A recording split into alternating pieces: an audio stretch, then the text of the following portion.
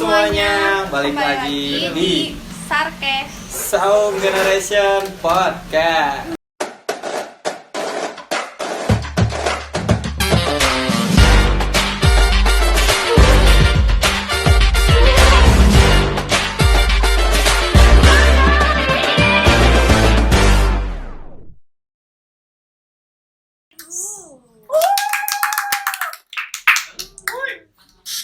Jadi hari ini kita ada kedatangan tamu spesial dari jauh-jauh hari.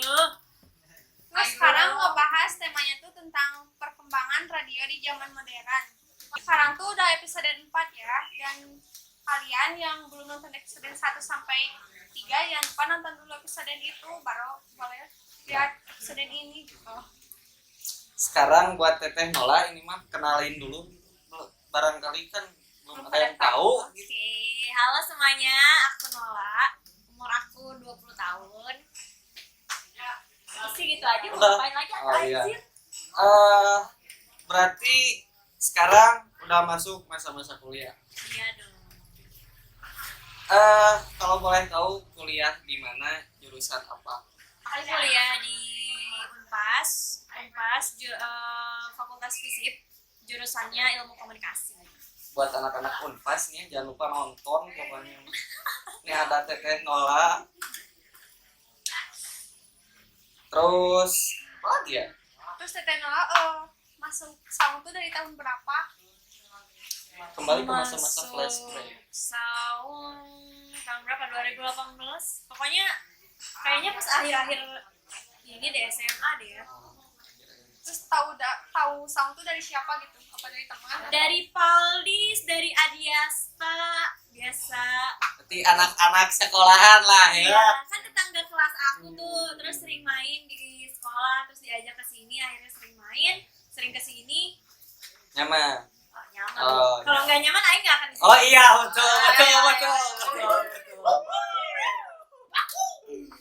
Gitu. Terus jadi sering ke sini, akhirnya dimasukin ke grup Saung kan. Jadi ya udah jadi anak Saung. Berarti dulu pernah merasakan Saung Cup yang kedua berarti. Orang lama ya guys ya. Padahal Saung Cup pertama juga ada aku. Oh, ada. Berarti ya, berarti 2017 2018 lah ya. Segituan lah. Jadi kan tadi tuh temanya tentang perkembangan radio di zaman modern. Terus boleh nanya, terus sekarang bisa sampai masuk radio gimana? Aku itu masuk radio itu gara-gara aku tuh diharuskan untuk magang dari kampus aku. Sebenarnya nggak harus magang sih, cuman di kampus aku tuh ada mata kuliah yang namanya KKPT.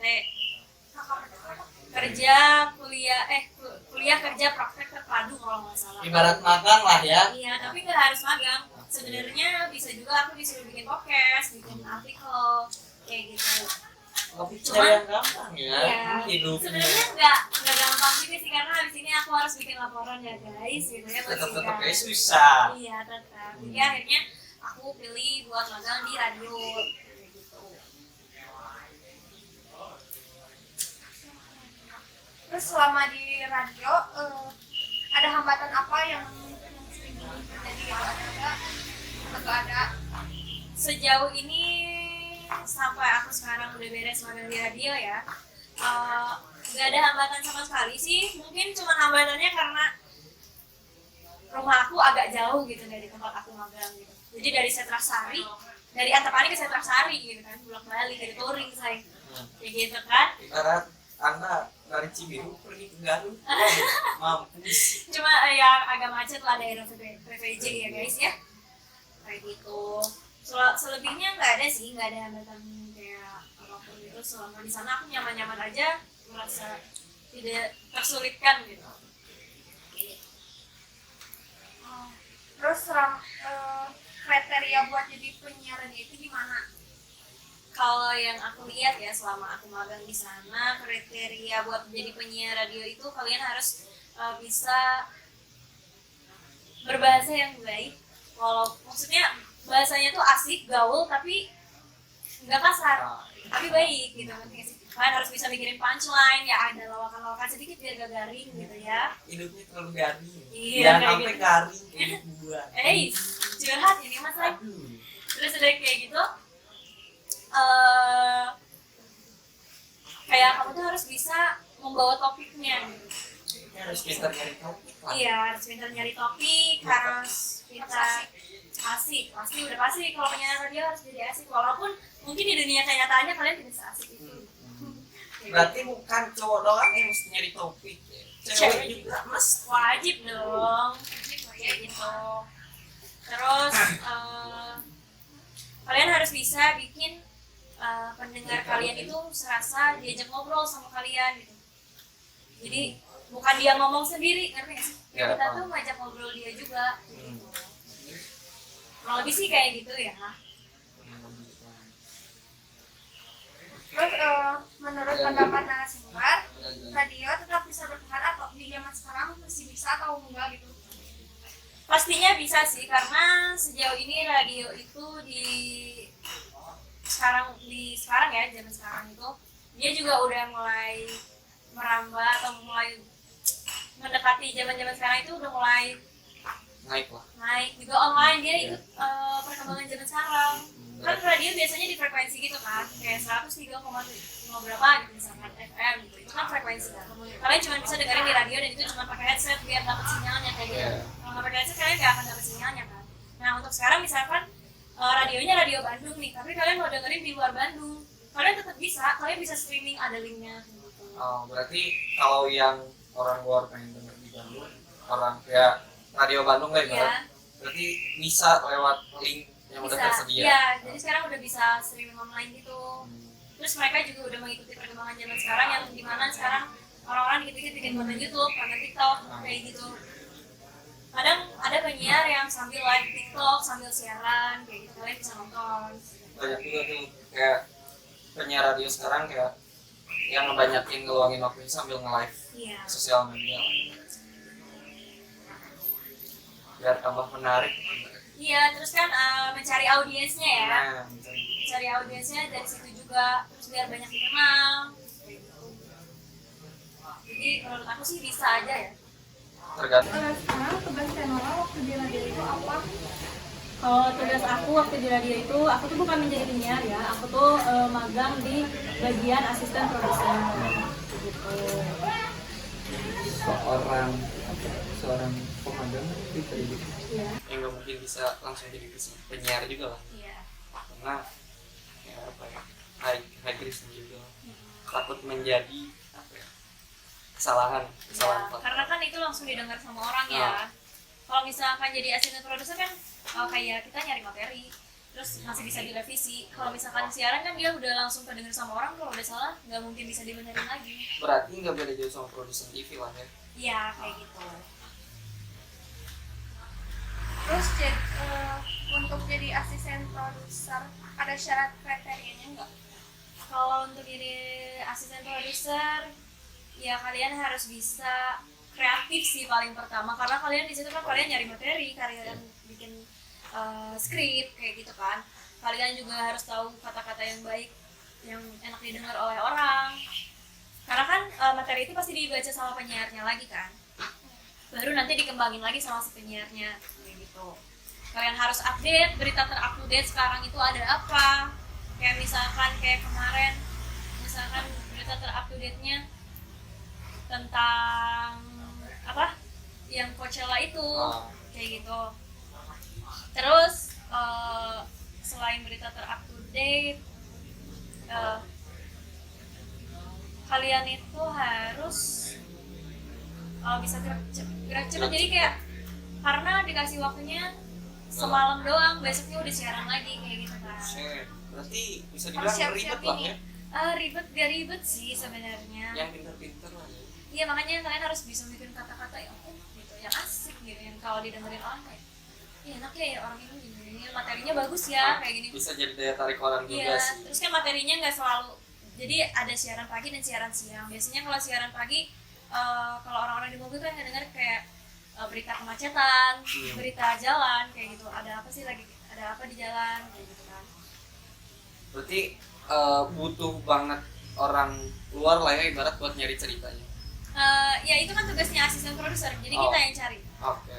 Kita yang cari beritanya. Dari yang awalnya aku jarang baca berita, aku jadi baca berita gitu loh, untuk cari berita-berita terupdate. Jadi malamnya cari-cari berita kayak gitu, berita terupdate hari ini apa sih, malam ini apa sih gitu, kayak gitu. Capek nggak sih jadi asisten produser? Sejauh ini capek nggak capek, santai sih. Lebih capek di jalannya sih ya. Jadi karena kita kerja di media ya, kita harus asik, kita harus have fun. Untuk di sana juga kayak stylenya nggak harus, maksudnya kalian harus stylenya stylish mungkin. Semegah mungkin. Iya, stylish mungkin. Iya kayak gitu loh. Jadi kayak enak juga gitu, kayak udah weh stylenya kayak gini gitu. Berarti nggak terpatok sama Nggak style harus juga lah ya. yang style kayak pakai batik gitu, enggak kayak gitu. Formal banget kayaknya pakai batik. Iya kan, karena kita kan kerjanya di media, jadi kita harus stylish, harus ciamik gitu, kayak eye catching gitu, ngerti nggak sih? Punya daya tarik sendiri. Iya itu kayak gitu loh. Jadi biar orang-orang wah tertarik melihat Teteh cantik. Tapi rata-rata penyiarnya juga cantik-cantik sih, Jelas. kadang-kadang. Terus untuk Tenola kesibukan untuk selain menjadi penyiar tuh ada kesibukan apa aja gitu? Ada kesibukan lain? Kayak yang tadi aku bilang, aku tuh bukan jadi penyiar, aku tuh jadi asisten produser.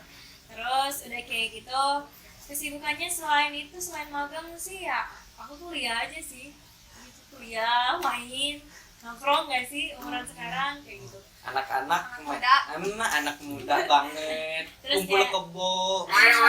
Kumpul-kumpul Hati-hati ya buat kalian hari ini udah ada pasal. RUU terbaru ya. Hati-hati kumpul kebo di rumah. Eh, Nanti di penjara. asal jangan Setengah ada yang tahun. laporin aja. Wow. Main aman besti. Ya lanjut lagi, tadi aku selain itu ya sekarang paling lagi nyusun laporan karena nanti bakalan sidang. Ini sidang pertama lah ya. Iya, sidang pertama 1/3. Semester 6, 7, 8. 2 semester lagi kakak skripsi ya. Udah. Iya. Jadi aku tuh sekarang udah semester 6 menuju ke 7. Ya agak berat sih. Berarti persiapan untuk semester selanjutnya apa nih? Sekarang selesai dulu ya sidang laporannya dulu, nanti baru aku nyusun skripsi. Habis sidang laporan, nyusun skripsi, terus sidang lagi. Doain aja ya guys. Ya, semangat. Menarik untuk ditindaklanjuti sepertinya. Kayak gitu. Ngomong-ngomong masalah jurusan nih, kenapa kepikiran sampai masuk jurusan ilmu komunikasi? Kepikiran masuk jurusan ilmu komunikasi karena aku nggak suka ngitung. Sama-sama saya guys ternyata. Wow. Jadi aku masuk ilmu komunikasi kayak kayaknya gampang ya, ternyata tidak segampang itu Besti. Sampai ke public speaking belajar nih sih. Iya, kalian belajar ke public speaking, tapi kalau misalkan kalian ngambilnya S1, kalian harus bisa bikin artikel, bikin makalah, kayak gitu. Jadi nggak semudah kayak modal bacot doang, ngerti nggak sih? Ya. Karena berpikiran saya wah gampang. Ternyata setelah diceritakan. Iya, karena ada memikir. ada ininya, ada banyak cabang-cabangnya gitu loh, Cabang. kayak gitu. Berhubung tadi magangnya sudah beres gitu ya, mungkin ada kesan dan pesan untuk radio yang telah dimagang. Biasanya orangnya pada baik-baik banget, ngajarin aku sampai kayak gimana ya, aku tuh ngerti gitu diajarin sama mereka tuh. Terus kayak teman-teman magang yang lain juga walaupun aku nggak kenal, asik banget gitu. Gampang dimengerti lah ya. Iya, gampang dimengerti kayak gitu loh. Terus kayak penyiarnya juga merangkul banget, jadi bikin kita nggak canggung. Asik. Kayak gitu. Asik. Asik gitu. Karena kan kita bekerja di media. Mau nggak mau harus asik dong. Walaupun kenyataannya mungkin kitanya nggak asik gitu. Ya, pandangan orang lagi sih itu nah ya. Iya, kayak gitu. Jadi ya mungkin dari episode 4 cukup segitu aja kemungkinan ya. Sekian. Karena ada beberapa hal yang harus dipertimbangkan seperti itu. Jadi terima kasih untuk Teteh Nola atas waktunya.